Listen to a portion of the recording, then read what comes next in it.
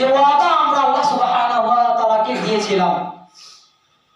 তো রূহ সম্পর্কে এই রূহে আরওহা,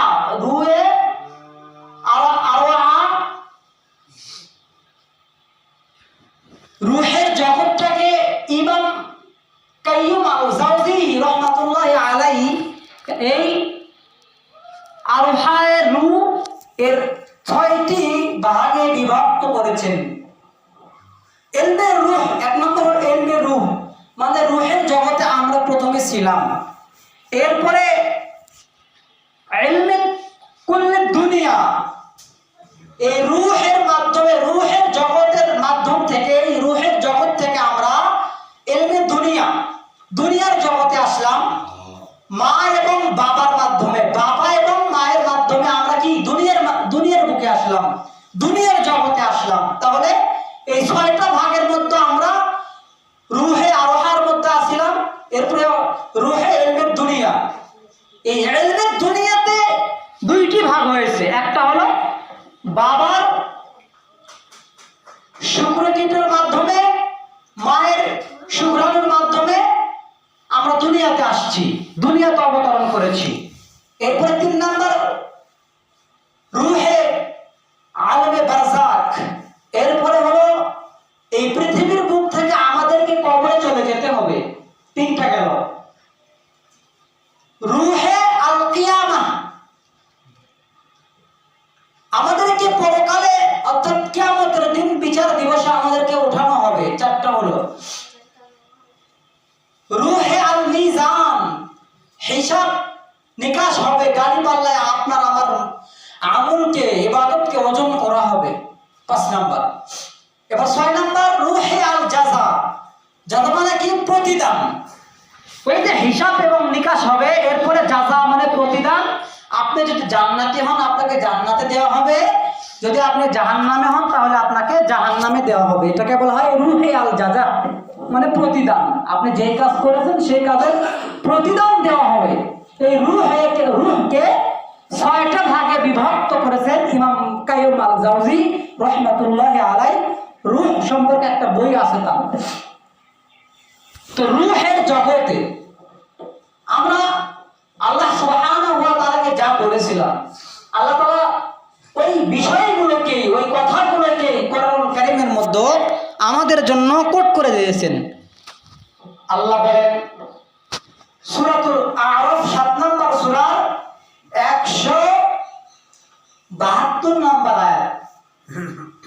আল্লাহ বলেন আত্তাখাযু রাব্বুকা মিন বানি আদামা যুররিয়াতাহুম ওয়া আশহাদাহুম আলা আনফুসিহিম আলাস্তু বিরাব্বিকুম ক্বালু বালা শাহিদনা আন তাকুলু ইয়াওমাল কিয়ামাতি ইন্না কুন্না আন হাযা গাফিলিন।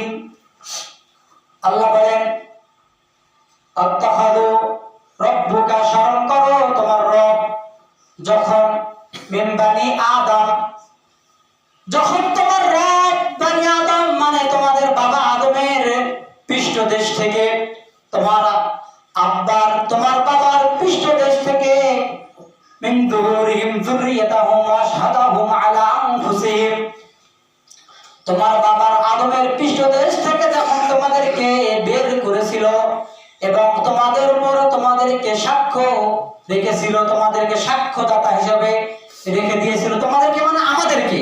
আল্লাহ বলতেছেন স্মরণ করো তোমার রব যখন তোমাদের পিতা মানে আমাদের বাবা আদমের পৃষ্ঠদেশ থেকে আমাদেরকে বের করলেন এবং আমাদেরকেই আমাদের কথার উপর সাক্ষী করে রাখলেন। আলা আনফুসিহিম, আমাদের কথার উপর, আমরা যে কথা বললাম আল্লাহকে, আমরা যে আল্লাহকে একটা ওয়াদা দিলাম, সেই ওয়াদার উপর আমাদেরই সাক্ষী নিলেন আল্লাহ, সেই ওয়াদার উপর আমাদেরই সাক্ষ্য গ্রহণ করলেন। আল্লাহ তাই বলছেন আলা আনফুসিহিম আলাস্তু বিরাব্বিকুম, আল্লাহ বলতেছেন ওই রূহের জগতে, আল্লাহ বলতেছেন আলাস্তু বিরাব্বিকুম, আল্লাহ বললেন আমি কি তোমাদের রব নই? তখন আমরা বলেছিলাম, সবাই বলেছিলাম, ক্বালু, আমরা বললাম, শাহিদনা, আমরা সাক্ষ্য দিচ্ছি। ক্বালু বালা শাহিদনা আন তাকুলু ইয়াউমাল কিয়ামাহ আন তাকুলু ইয়াউমাল কিয়ামাতি। তখন আমরা বলেছিলাম অবশ্যই অবশ্যই আপনি আমাদের রব। আল্লাহ যখন আমাদেরকে জিজ্ঞাসা করলো আমি কি তোমাদের রব নই, আমি কি তোমাদের পালনকর্তা নয়, আমি কি তোমাদের সৃষ্টিকর্তা নয়, তখন আমরা বলেছিলাম অবশ্যই অবশ্যই আপনি আমাদের সৃষ্টিকর্তা। আল্লাহ বলছেন তোমরা সাক্ষী থাকো যাতে তোমরা কিয়ামতের দিন না বলতে পারো আন তাকুলু ইয়াউমাল কিয়ামাহ, তোমরা কিয়ামতের দিনে না বলতে পারো আলা আন তাকুলু ইয়াউমাল কিয়ামাতি ইন্না কুন্না আন হাযা গাফিলিন, তোমরা যাতে বলতে না পারো আমরা কোন রবকে চিনি না, আমরা রব সম্পর্কে জানি না, আমাদের রব সম্পর্কে জানানো হয় নাই, আমাদের যে আল্লাহ আছে সে আল্লাহ সম্পর্কে আমাদেরকে জানানো হয় নাই, আমরা যেন এই কথা না বলতে পারি। আল্লাহ তাই সেই রূহের জগতে আমাদেরকে সৃষ্টি করার আগেই রূহগুলোর মাধ্যমে আমাদের কাছ থেকে ওয়াদা নিয়েছিলেন। হাদিসের মধ্যে আসছে সাল্লাল্লাহু আলাইহি নবী সাল্লাল্লাহু আলাইহি ওয়াসাল্লাম বলেন আল্লাহ রাব্বুল আলামিন মানুষের দেহ সৃষ্টি করার 2000 বছর আগে, 2 বছর না কিন্তু, আল্লাহর নবী মুহাম্মদ সাল্লাল্লাহু আলাইহি ওয়াসাল্লাম বলছেন মানুষের দেহ সৃষ্টি করার আগে, শরীর বডি সৃষ্টি করার 2000 বছর আগে মানুষের রূহগুলোকে আল্লাহ সৃষ্টি করছেন। মানুষের বডি, মানুষের আকৃতি সৃষ্টি করার আগে আল্লাহ তাআলা মানুষের রূহগুলোকে সৃষ্টি করেছেন। হাদিস বুখারী শরীফের হাদিস। মুসনাদ হাকিমের হাদিস, বুখারী নয়, মুসনাদ হাকিমের হাদিস।